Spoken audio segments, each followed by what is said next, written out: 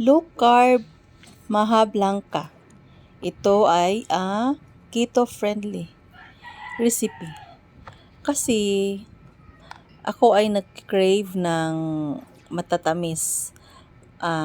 Gusto kong kumain ng mga sweets. Kaso, nag-start na akong mag-low carb.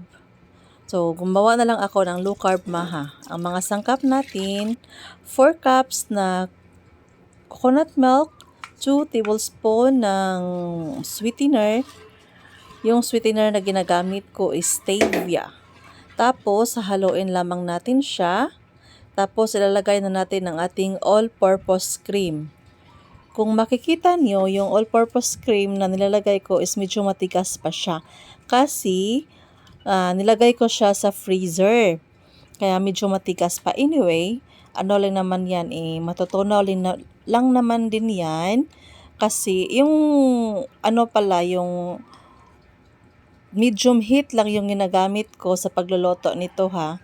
So, hindi siya malakas yung apoy. Medium heat lang siya. Tapos, gagawin lang natin is ihahalo lamang natin yung ating mga sangkap hanggang sa matunaw na siya. So, kunting pasensya lang hanggang sa matunaw at hanggang sa mag-sticky yung ating yung coconut milk, mag-sticky siya, saka natin siya lalagyan ng ating nuts. So, ayan. Kung makikita nyo, hinahalo ko siya. So,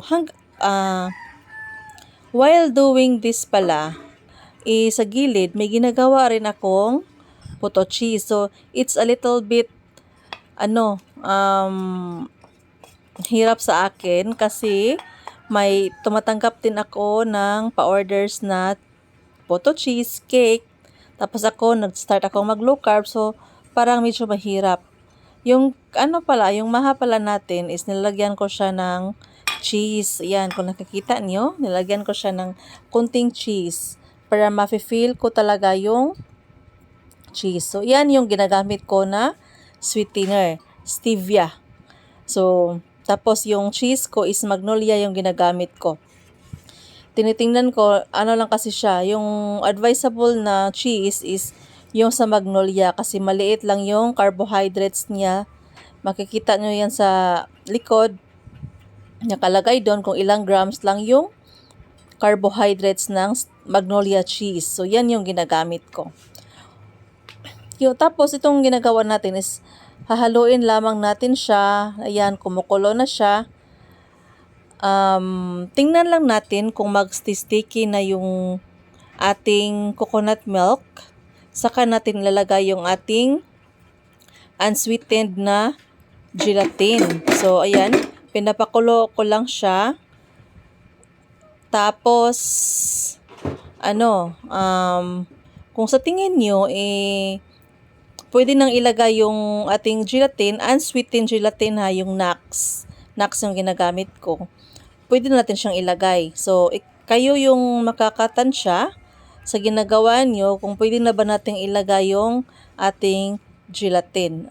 So, ayan, nakikita ko, medyo sticky na siya. So, nilalagay ko na ang gelatin. Gelatin ko pala, ang ginagamit is Nax yung brand and 3 packs of gelatin yung ginagamit natin dito. So, hahaluin lamang natin siya. Kada lagay natin is hahaluin natin siya. Ayan. So, hinahalo lamang natin siya. Kasi, nakikrave ako. Gustong-gusto ko kumain. May mga cakes ako dito kasi nga, di ba, nagpapa-order din ako ng cakes. Tapos, gumagawa din ako ng photo cheese ngayon. So, nasa gilid ko, photo cheese yung ginagawa ko. May pa-order kasi ako. Hindi. Try ko talagang pinigilan yung sarili ko na hindi nakakain na ng mga sweets.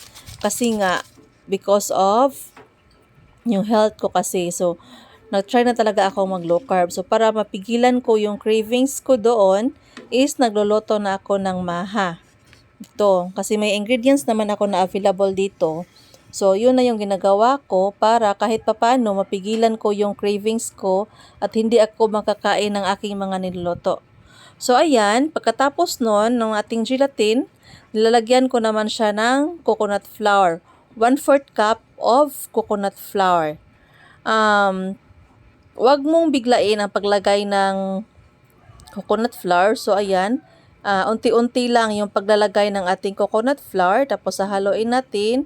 Ayan, so, unti-unti lang yung pagkakalagay ng ating coconut flour. 1/4 cup of coconut flour yun ha. Ayan, so hinahalo lamang natin siya hanggang sa mawawala na yung mga buo-buo. Yun, di ba? Makikita natin yun yung coconut flour na nilalagay natin. So, hahaluin lamang natin siya ng mabuti hanggang sa mawawala na yung buo-buo na coconut flour. Ayan. So, pagkatapos na nating mailagay yun lahat ng ingredients is papakuluin natin siya and hahaluin lamang natin siya hanggang sa maano naman natin yan makikita naman natin yan kung pwede na ba siyang ilalagay natin sa ating lagayan. So, kung medyo ano pa siya, hindi pa siya masyadong sticky, so hahaluin lang natin siya ng hahaluin hanggang sa kapag pwede na siyang luto na siya, pwede na siyang ilalagay sa ating lagayan. So, ayan, time na yon na itatransfer natin sa ating lagayan. Yung ginagawa ko dito is hinahalo ko lamang siya ng hinahalo. Tapos na niyan, mga ilang minutes, nilalagay ko na siya sa lagayan. So, pasensya na kung hindi ko maipapakita sa inyo yung pagkakalagay ko sa lagayan kasi yung camera ko is malayo siya sa sa aking lalagayan, tapos medyo mainit siya kaya hindi ko na lang pinapakita sa camera kung paano ko nilalagay yung ating maha.